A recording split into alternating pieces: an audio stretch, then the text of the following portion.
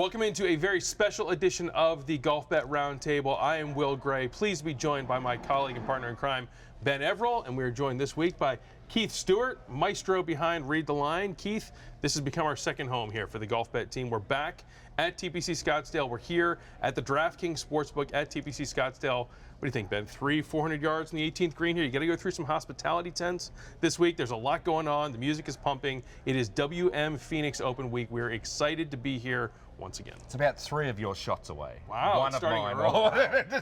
It's right over there. Okay. No, it's awesome. Awesome venue. I love it. Love having Keith here. He's going to give us some great intel, but excited for what's going to be a huge week. Obviously, it's Super Bowl week as well. It's plenty happening. I'm excited. Let's get this thing pumping. Keith, no shortage of angles this week, no shortage of bets to be placed, whether you're looking at cross-sport props with the Super Bowl, you're looking straight at the field. What's the number one thing sticking out to you? I mean, Scottie Scheffler has to be. He's number one, and how do we deal with him? That's the question. Certainly, last week I was out at AT&T, and he showed up that week, and there were a lot of questions about the Band-Aid. I think he answered all of those. He led the field in approach, and he looks solid, and now he's coming back to a place that's like Tiger at Torrey. Yeah. Now, it's interesting, Ben, you and I were out here in December. We were filming our 2025 season preview from the DraftKings Sportsbook here, looking ahead to the PGA Tour season. We were talking about Scottie Scheffler, over under 4.5 wins. What's he going to do in 2025? What he did was he went and made ravioli with a wine glass, which is not advised. So now he wasn't at the Century. He wasn't at Amex. He was slow out of the gates at Pebble, but he wasn't that slow, right? Who led the field in strokes gained approach by a country mile last week? Scottie Scheffler. So now we're here at Phoenix, a tournament he has won 2 times in a row. We were walking in today. You were talking to me about how he could conceivably have been going for 5 in a row. Correct. He should have won 5 in a row, or 4 in a row. I feel like the first year maybe not as much as the others, but last year he had a chance. He hit the par 5 on the back 9 in 2. It looked like he was going to make a run for the title, and then obviously fell away and left it for Nick Taylor to crash in and take it from him. He's back again, like you said, plus 280. Yes. Honestly, it's ridiculous, but I understand it. Right. So we've been dealing with short odds for Scottie Scheffler for about a year now. So he was out at plus 400 in early January. He was plus 350 to win this tournament at DraftKings Sportsbook before he teed it up at Pebble Beach. And that T9 finish, where he really didn't show much rust, Keith, that knocked him from 350 to 280. So going back to your point, any way that you attack this from a handicapping perspective this week has to start with what are you doing with Scottie Scheffler, right? Are you going single shot with him at plus 280 and that's your only outright? Are you trying to wait for a live in-play opportunity? Or are you saying, listen, I'm going to fade the world number one, I'm going to take my chances?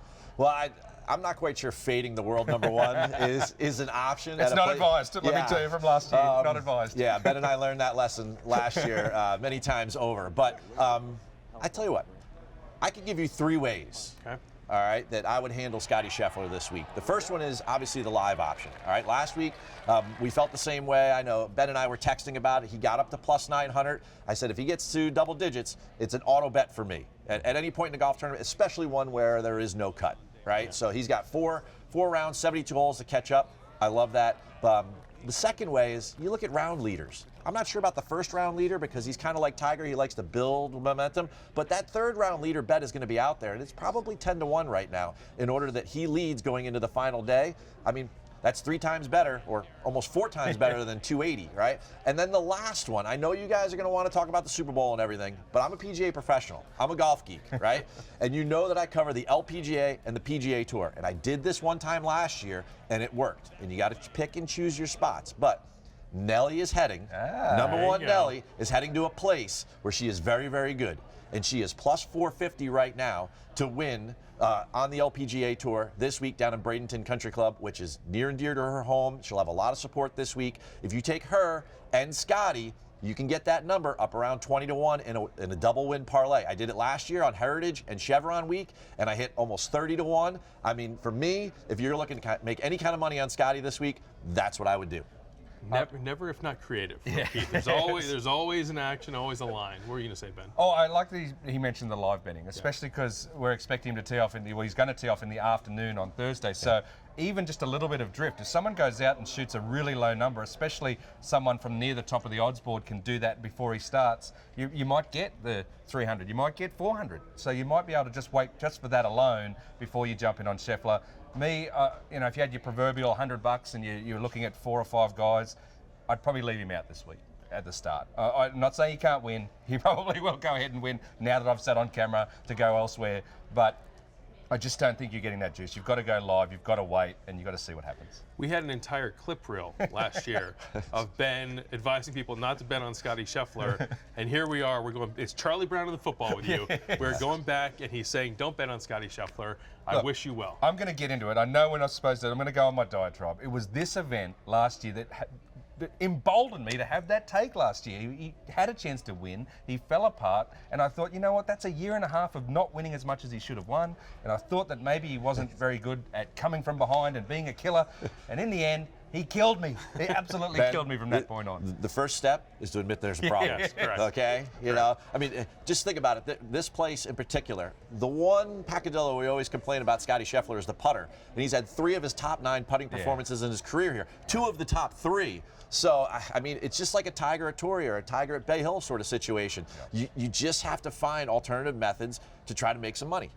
Well, as you mentioned, Keith, all 3 of us have been around the block for a couple of these WM Phoenix Opens, and we've been through this to know that this is a unicorn on the PGA Tour, right? In a good way.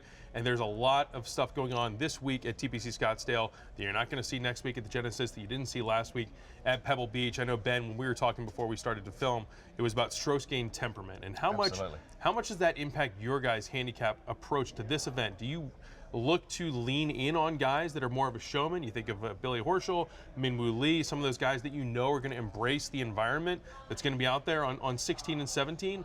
Do you maybe fade or take your foot off the gas a little bit with some of the guys that are more of a straight shooter that you think maybe they're not going to be as adaptable to this environment?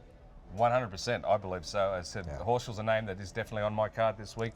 That feeds that he's a showman. He loves that. He loves being a part of the mix. You mentioned Minwoo Lee, the chef. He's going to, I'm assuming that his entire crew that were here last year with the chef's hat, well, they'll be back again. Those guys definitely feed off the crowd. Anyone that's local that we'll talk about later as well, I think that helps. And then the guys that are a bit fidgety and the ones that don't embrace it, they're going to find trouble. This crowd will not let them off the hook. You know, a guy that is sitting over the ball, a few waggles or does whatever he does, he could struggle in that environment. He's going to have to embrace it.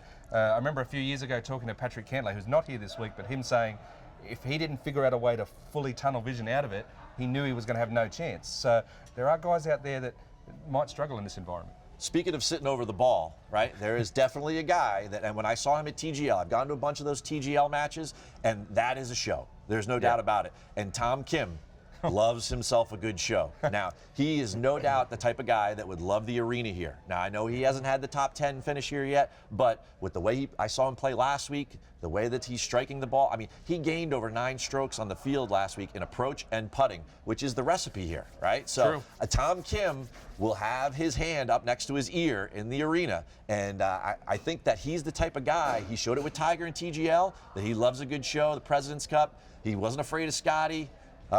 He keeps losing to him, but I mean, at the same time, that's a different argument. But talking about the showmanship part of it, I think Tom Kim is someone to pay attention to this week. Until they get on top of him. If it turns negative for Tom Kim, I worry about him out there. Like, he's a guy that absolutely does embrace the show, absolutely loves it. But if he gets a little slower, or if he gets a little temperamental, if that happens, they could turn on him quickly here. We'll see. Good. It's always an interesting wrinkle to keep an eye on at this event. I'm looking forward to it, as I'm sure you guys both are. But listen, when we're going week to week and we're talking about handicapping, there's recent history and there's course history. Recent form, course history. And listen, very rarely does it peak like it is this week. It is a hugely correlated chart, essentially, Keith, right? If you have played well at the WM Phoenix Open before, you're probably going to play well again. And in order to win this tournament, we have found you really need to be playing well in your last 3, 4, 5 starts.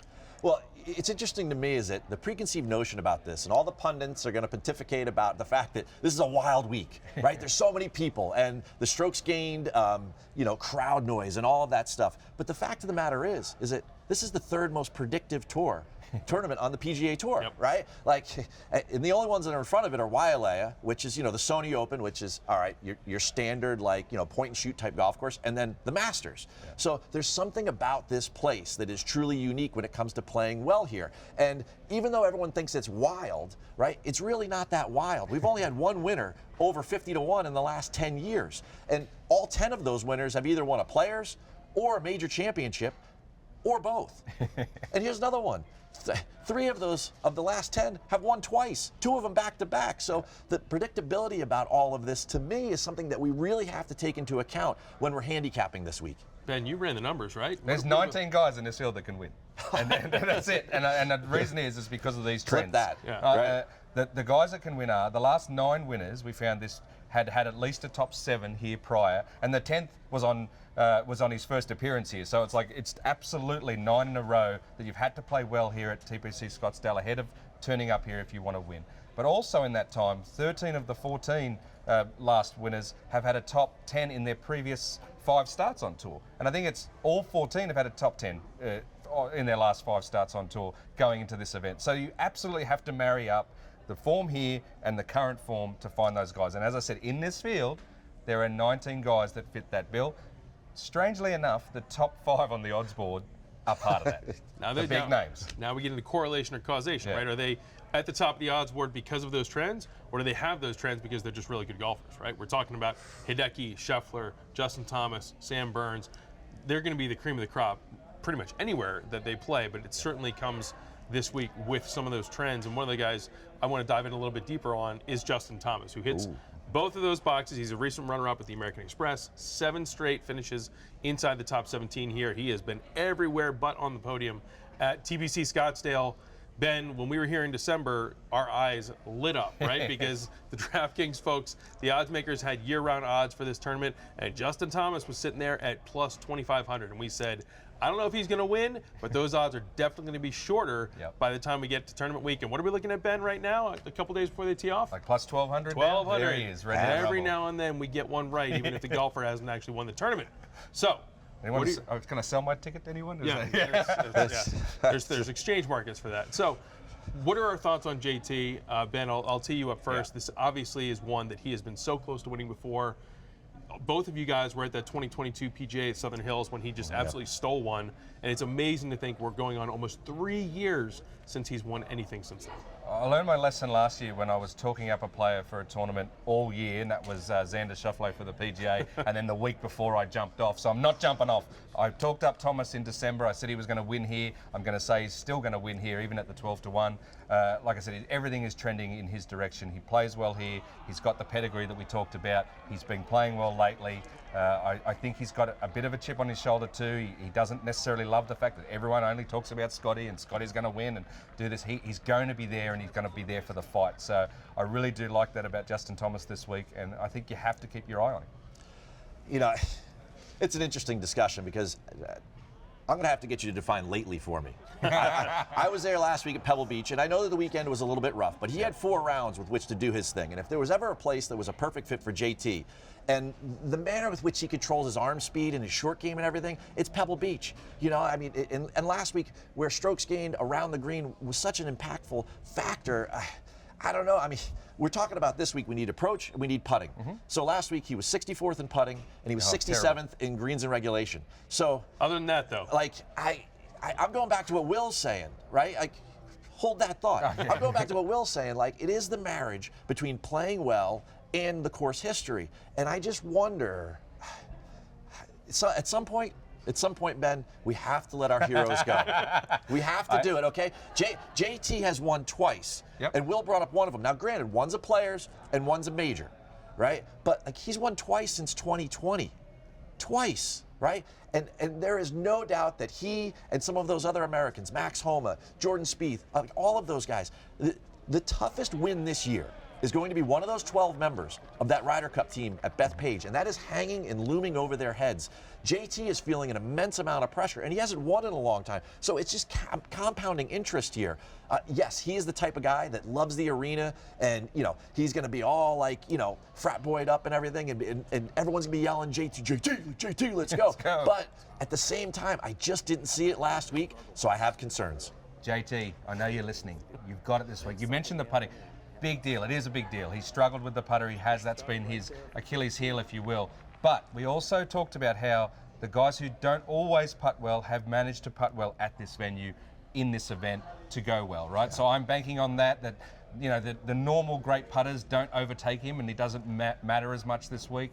And look, it might be my last chance at him. It might be where I go, after this, JT, I'm out. But I'm ready to go one more crack. Ben, I'll throw you a bone. Okay, a great comp course this week is TPC Sawgrass. It's the same Poa Trivialis overseed. Now, I've talked to a bunch of putting coaches over the years, and they believe that if you're going to filter in your model, that it runs more like bent than it does like a Bermuda or a Poa. So, JT, obviously, one of those wins in the last, million years was a player's, and he putted very well there. Yeah. So there is some correlation. That's probably why he has history here. But the recent forms, it's been a little bit too roller coaster. You're taking too much stock in the last 2 rounds of last week as well. I'll say that because what JT would have done, and he won't admit this, but I think once he realised he wasn't in that tournament, knowing that he wanted to target this week, I think he would have taken the foot off the gas a little bit over the last 2 rounds there at Pebble Beach, and he's ready and primed for this week.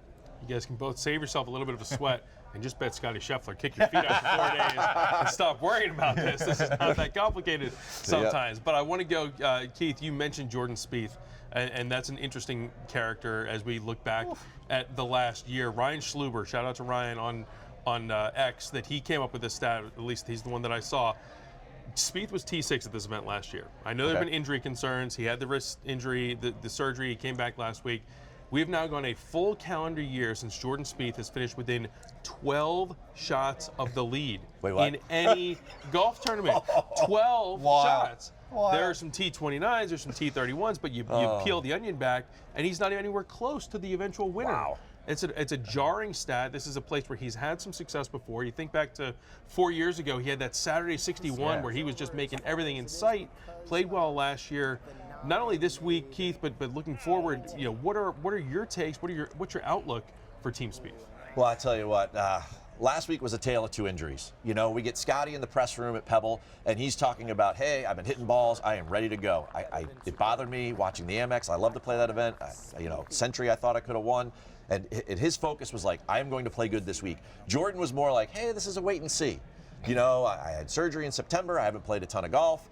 For him, it's a big trust, kind of factor. I mean, you're talking about his lead wrist. There's a lot of impact on that, particular part of the body. And he was just talking to me like, it would be nice if I could get myself a good finish prior to the Masters. Like, that is 2 totally different mindsets coming in. So. Strokes gained excuse already put in there. Well, couple that with he was testing putters. I mean, for him, for Excalibur to take that blade out, right? That has been the same putter with the same super stroke grip on there forever, right? He was testing putters at Pebble, and I was talking to the Golf WRX guys. He's testing them again this week.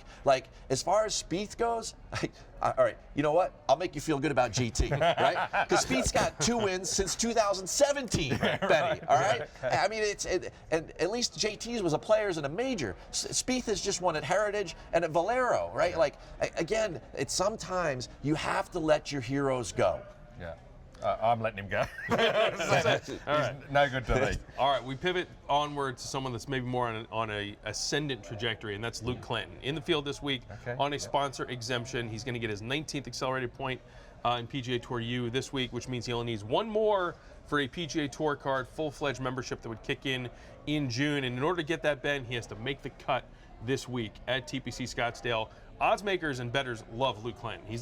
DraftKings has him at 60-65 to 1 this week. Same odds as Cam Young, same odds as recent winner on tour JT Poston, Akshay Bhatia. Those are the guys that he's hanging with on the odds board in the outright market. We were looking overnight. He's minus 140, so you can't even get him plus money for a top 40 finish, let alone to make the cut. So it seems like folks are starting to catch up on Luke Clanton, who was so close to winning at the RSM at the end of 2024. But what's your outlook this week for Clanton? Does he clinch that PGA Tour card? Short answer is yes. I really like the kid. I think that he's got it. It's hard to justify what that is, but some guys just have it. And he is clearly one that's going to be really good on the PGA Tour and have a pretty decent career going forward. I think that the moment won't frighten him at all. I think he'll actually lean into it. I think the crowd will start to get wind of that too, and they'll lean into it, and you'll see some awesome stuff over the first 2 rounds from Luke Clanton. I mean, are you going to argue with me on this one, Keith? Or? No, much like Ben will, I get accused of talking too much, so I'm going to keep it short and sweet. DFS, lineup builders, everyone, those are the fans that are making this their bucket list trip, right? They're going to be completely in support of him, and for all the good reasons we've outlined above and we have for weeks and months, I'm in. Yeah. I'm bullish on him, and he gets his card. And, it's good. A good young superstar and a kid that, is exciting to watch play golf. And an absolute candidate to like win in the summer when he comes out too. Like, you could see that happen. All right, well, going back to your trends, Keith, that you mentioned, we've all 9, 10 in a row have won a Players, won a major.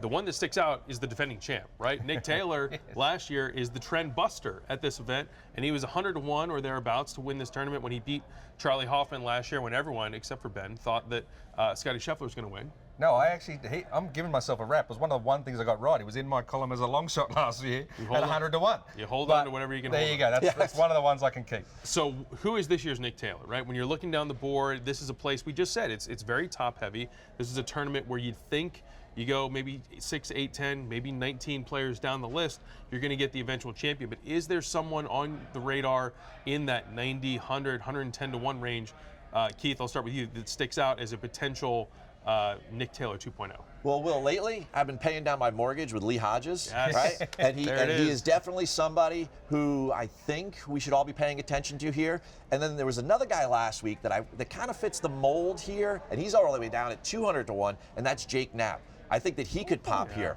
but in the middle of those two, right? There's a guy who finished T8 here last year, and I like Andrew Novak. Yeah. Right? Yes. I love Novak. So I don't have a reason to get off of Hodges. I'm sure he will still be a part of my diversified card, across the board. But I think somebody like Andrew Novak, when we go back to the statistics, the 19 guys. He's one of them. Is okay. There So you that was go. going to be my question. I was doing that in my head very quickly. I was like, I think he is. He definitely is. What, third at Farmers and 13th and 8th last year. Yeah. I think the thing with Novak is I'm very bullish on him as well. I always love to see when guys get in the mix and get in contention for the first time, which he essentially did at Farmers. What do you do that next week?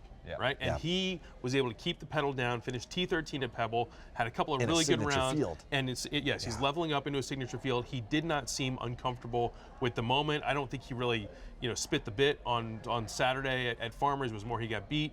So I really like what I've seen out of Andrew Novak going forward. Like you said, and maybe this is one, the anti-Luke Clanton, where the odds makers haven't quite caught up to him just yet. The thing about Novak last week too, it was one bad round on the Saturday in the wind. He got stung by the wind, right? Like he's not having that this week.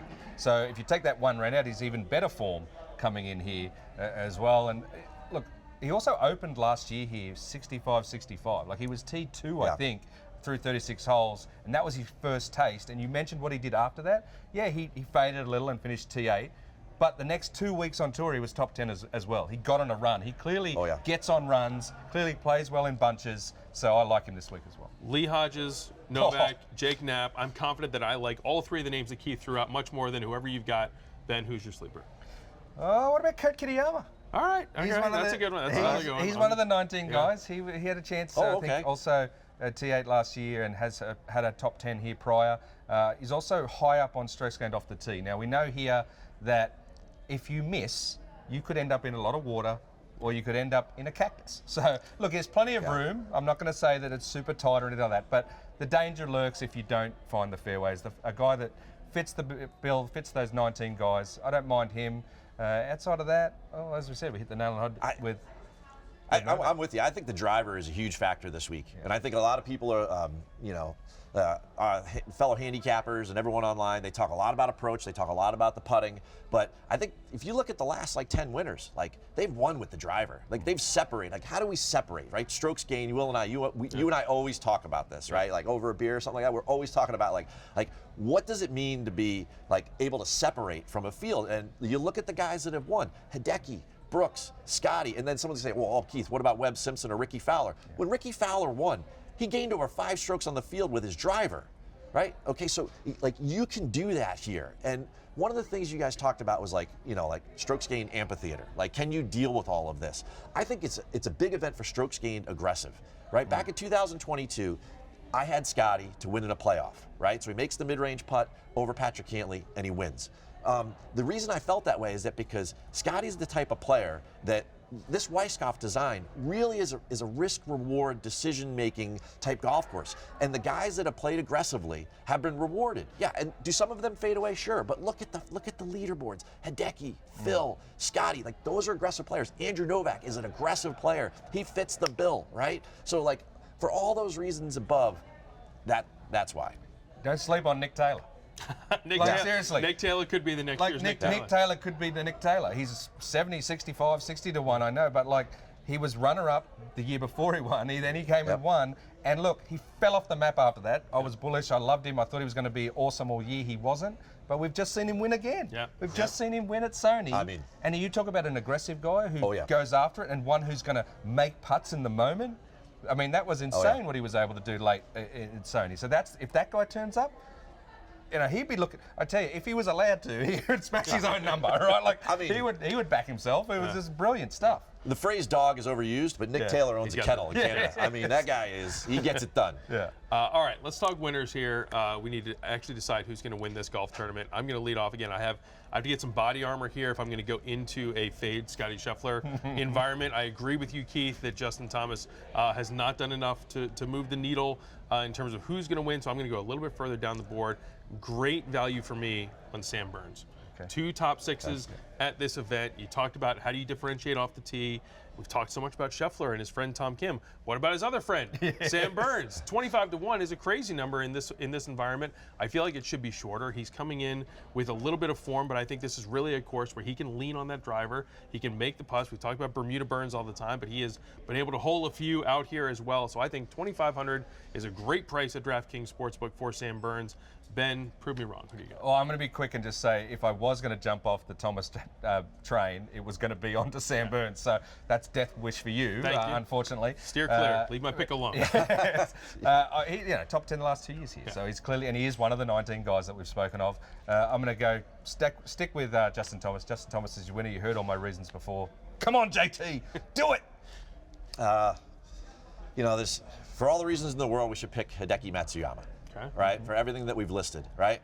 But at that number, I feel like you could almost get the same player and get a little more value with Sung Jae Im. Now, Sung Jae Im's been riding a roller coaster this year.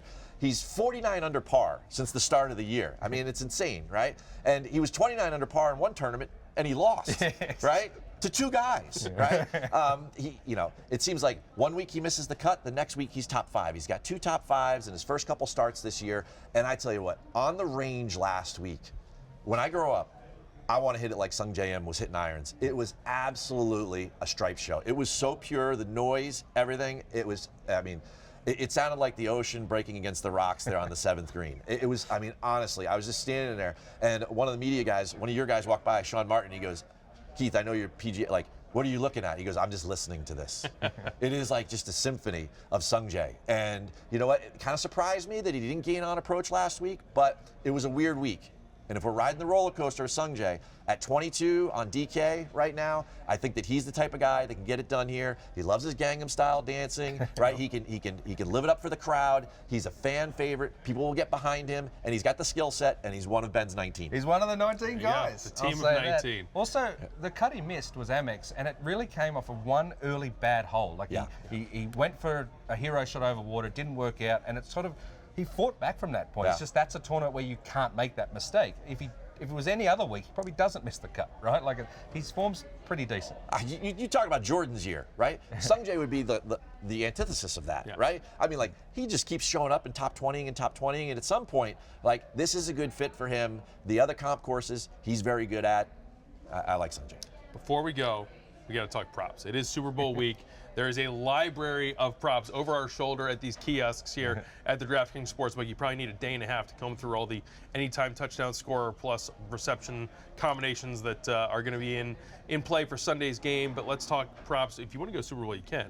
But I want to talk WM props, and I'm going to toss one out to start. I am going to steal your thunder, Keith, on this because we talked about this. It's a good one. And will there be a playoff? Plus 350. There is some sort of gravitational force out here at TPC Scottsdale that ensures overtime happens. It is adjust your Super Bowl viewing accordingly because we're going to go to OT on Sunday. 6 out of the last 9 years we have had a playoff at the WM Phoenix Open, including last year with Nick Taylor and Charlie Hoffman. I'm getting plus 350. Guys, this is a standard line week to week at DraftKings when you're talking about PGA Tour events, but this is one where it really happens with great frequency. We're going to OT. Every time I've been here, it's gone to OT, and I'm here again, so I'm just letting you know. There's 2 things I'll tell you. One, it's not just 6 of 9, it's 9 of 17. There you go. All right, and just buy a second TV, right? I mean, that's just what you're going to need to come Sunday because it's going to happen again. As far as me for props, Yes. I'm going to go top 20. Nick Taylor, we've talked about him. You can get plus 220 at DK right now. So at DraftKings, I think that's a really great number for a guy who went second, first, already won this year. He's in the 19, the Ben 19, the famous Ben 19 this week. So that's where I would go. I'm going Nick Taylor top 20. I'll go back to our man Novak and say hit the top 5, top 10, and top 20 markets and Just the sprinkle outright. the board.